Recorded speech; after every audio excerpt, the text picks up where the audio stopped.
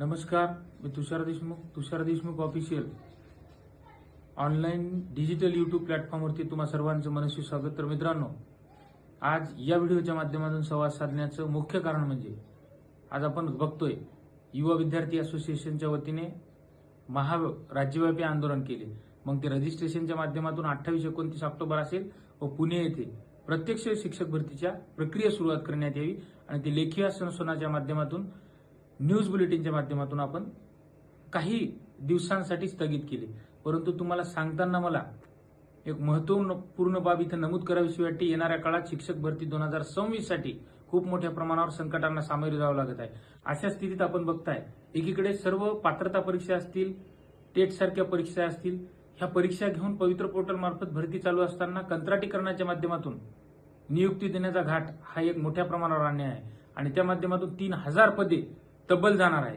दुसरी बाब, 4860 केंद्र प्रमुखांची पदे, त्यातील 50% पदे ही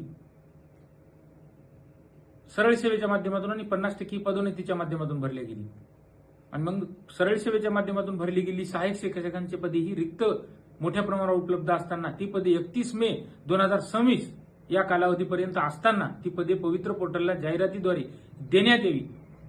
या दोन प्रमुख मागण्यांसाठी युवा विद्यार्थी असोसिएशन पुन्हा ग्राउंड लेवलवरती तिसरा राज्यव्यापी पाठपुरावा घेऊन उतरली आहे आणि त्याच अनुषंगाने मी स्वतः प्रत्येक जिल्हा टीम सोबत ग्राउंड लेवलवरती आहे आणि त्या अनुषंगाने आपण बघताय या फोटोमध्ये बरोबर आणि सोबतच या कालच्या यवतमाळ जिल्हा परिषद निवेदन मोहिमेमध्ये मी स्वतः तिथली टीम अनुक्रमे हे निवेदन मोहीम सादर करताना शिक्षणाधिकारी किशोर पाचंगे साहेब आणि उपशिक्षणाधिकारी नीता गावंडे मॅडम या दोघांनाही निवेदनाच्या प्रती सादर केल्या आणि यावेळी आपल्या यवतमाळ टीम येथील अभियोग्यताधारक बांधव भगिनी मोठ्या प्रमाणावर उपस्थित होते। त्यामध्ये मोहिनी बेदरकर मॅडम, शाहीन परवीन आणि सानिया संदीप, सोबतच आस्पा बेग, निखित कुरेशी सर, यासोबत मुशब्बीर सय्यद, भालचंद्र आडे सर, प्रवीण पवार, अभिषेक शहाळे, चंदन चव्हाण, नामदेव माजलकर हे अभियोग्यताधारक बांधव, यासोबतच अतिरिक्त मुख्य कार्यकारी अधिकारी तथा ऍडिशनल सीओ यांच्याकडे सुद्धा निवेदनाच्या प्रती सादर केल्या। ही यवतमाळ जिल्हा परिषद निवेदन मोहीम चांगल्या प्रकारे यशस्वी झाली आणि त्याच अनुषंगाने काल जळगावमध्ये सुद्धा युवा विद्यार्थी असोसिएशनची टीम अनुक्रमे गोविंद बोरसे सर, त्यासोबत जगदीश बोरसे सर, गोविंद पाटील सर, त्यासोबत दिगंबर सावकारे सर व अन्य बांधव मोठ्या प्रमाणावर जळगाव जिल्हा परिषदेत सुद्धा प्राथमिक माध्यमिक शिक्षणाधिकारी व मुख्य कार्यकारी अधिकारी यांच्याकडे सुद्धा ही निवेदन मोहीम सादर करण्यासाठी गेले होते। तर अशा पद्धतीने यवतमाळ आणि जळगाव ह्या निवेदन मोहिमेत उत्स्फूर्त प्रतिसाद मिळाला।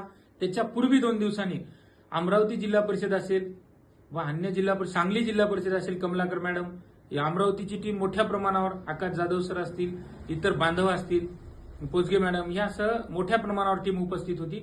अशा पद्धतीने निवेदन मोहीम जोरदारपणे साजरी होत आहे, उत्स्फूर्तपणे यशस्वी होत आहे आणि ह्यासाठी मित्रांनो आंदोलन फक्त कालचा एक इशारा होता। आंदोलनाची मालिका उभी करावी लागेल, कारण त्याच पद्धतीनं अन्यायाची मालिका आपण बघताय, वेगळ्या शब्दात सांगायची गरज नाहीये। आज घडीला झालेले निर्णय दररोज आपल्या कानापर्यंत, आपल्या निदर्शनास डोळ्याच्या माध्यमातून, हे सोशल मीडियाच्या माध्यमातून आपण पाहताय। तर त्यामुळं या 2026च्या शिक्षक भरतीपुढे खूप मोठ्या प्रमाणावर चॅलेंजिंग आव्हानं आहेत आणि ती आव्हानं दूर करण्यासाठी आपली ही उदासीनता खूप मोठ्या प्रमाणावर कारणीभूत असणार आहे। तर सगळ्यांना विनंती करतो की जास्तीत जास्त संख्येने या। दुसरी बाब, उद्या दिनांक 25 मार्च रोजी सकाळी 11 वाजता नांदेड जिल्हा परिषद येथे निवेदन मोहीम साजरी होणार आहे।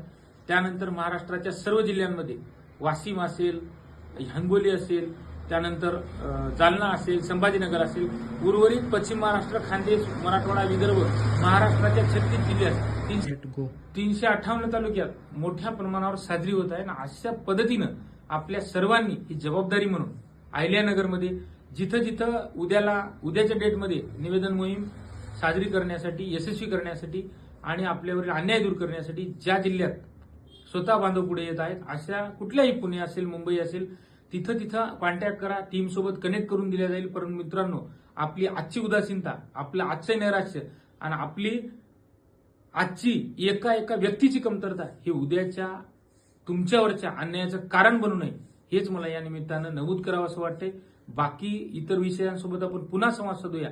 तरी मी सगळ्यांना विनंती करतो, घराच्या बाहेर पडा आणि या निवेदन मोहिमेत जास्तीत जास्त सहभागी व्हा. निवेदनाच्या माध्यमातून पुन्हा हाच लढा आंदोलनात्मक स्वरूपात बदलावा लागणार आहे. अन्यथा आज काही अंशी अन्यायकारक निर्णय दिसतात. पुन्हा या अन्यायकारक निर्णयाचं रूपांतर हे अंमलबजावणीमध्ये होऊ नये एवढीच माफक अपेक्षा करतो आणि थांबतो. धन्यवाद.